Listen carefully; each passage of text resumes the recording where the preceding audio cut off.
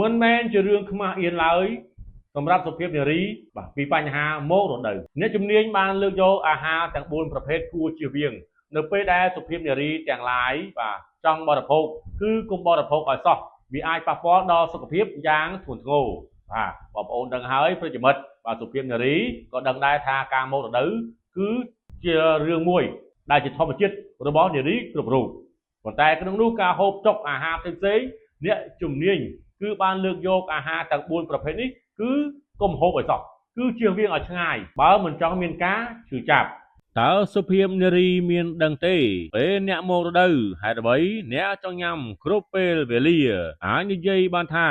ការមករដូវបានកើតឡើងជាយូរមកហើយប៉ុន្តែអ្នករាល់គ្នាដឹងទេថាអាហារខ្លះមិនស័ក្តិសមក្នុងការបរិភោគក្នុងអំឡុងពេលមករដូវរបស់សុភាពនារីនោះទេវាអាចជំរុញឲ្យអ្នកមានអារម្មណ៍ធុញទ្រាន់ជាពិសេសអាហារខ្លះវាងាយបណ្ដាលឲ្យមានការឈឺចាប់ពោះនិងរាគរូសបានទៀតផងការទទួលទានអាហារដែលមិនសូវមានជាតិវីតាមីនវាអាចធ្វើឲ្យអ្នកមានបញ្ហាជាមួយការមករដូវបានដូចជាការរាំងរដូវនិងមករដូវតិចខុសធម្មតា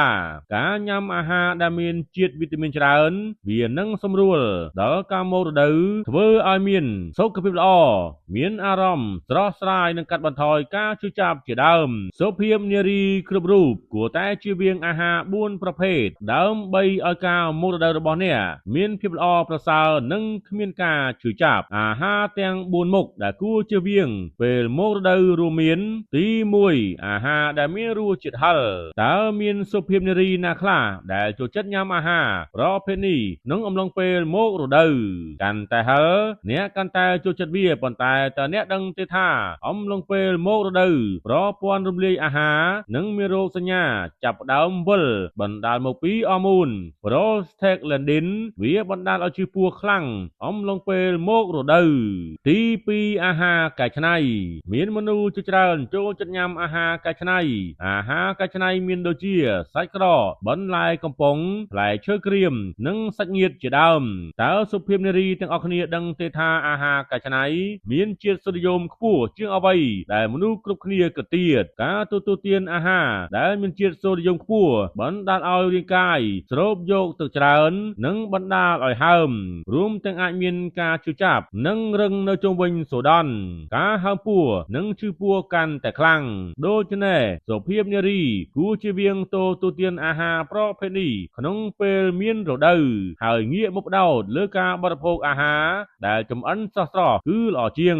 ទី3អាហារដែលមានជាតិខ្លាញ់ជាការពិតមនុស្សមួយចំនួនចូលចិត្តអាហារប្រភេទនេះណាប៉ុន្តែក្នុងអំឡុងពេលមករដូវសុភាពនារីគួរព្យាយាមជៀសវាងអាហារទាំងអស់នេះដោយសារតែវាពិបាកក្នុងការរំលាយអាហារហើយសំខាន់បំផុតខ្លាញ់សត្វគឺជាខ្លាញ់ឆ្អែតនេះគឺជាមូលហេតុនៃការឈឺចាប់និងរលាកពោះវៀនការញ៉ាំវាក្នុងពេលមានរដូវវាក៏អាចនាំឲ្យឈឺពោះខ្លាំងដែរដូច្នេះផ្ដោតលើការបរិភោគអាហារដែលងាយរំលាយហើយមានជាតិសរសៃខ្ពស់ដូចជាការបរិភោគគ្រាប់ធញ្ញជាតិបន្លែស៊ុតទឹកដោះគោសាច់ត្រីឡាទី4ភេសជ្ជៈមានជាតិកាហ្វេអ៊ីននិងអាល់កុល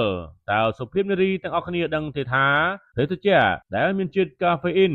ឬគ្រឿងស្រវឹងងាយបណ្ដាលឲ្យមានការរមួលក្រពើក្នុងពេលមានរដូវដែរទេព្រោះប្រសិនបើអ្នកពិសាភេសជ្ជៈទាំងនេះវានឹងក្លាយជាកត្តាបង្កឲ្យរោគសញ្ញាទាំងនេះបង្កើនភាពធ្ងន់ធ្ងរជាលទ្ធផលអ្នកមានអារម្មណ៍មិនស្រួលក្នុងខ្លួននិងអស់កម្លាំងរួមទាំងការផឹកស្រានិងធ្វើឲ្យចង្វាក់បេះដូងលឿនជាងមុនវានឹងធ្វើឲ្យអ្នកមានអារម្មណ៍ធុញទ្រាន់បានយ៉ាងងាយដូច្នេះប្រសិនបើអាចទៅរួចមុននឹងអំឡុងពេលមានរដូវអ្នកគួរតែជៀសវាងភេសជ្ជៈប្រភេទនេះ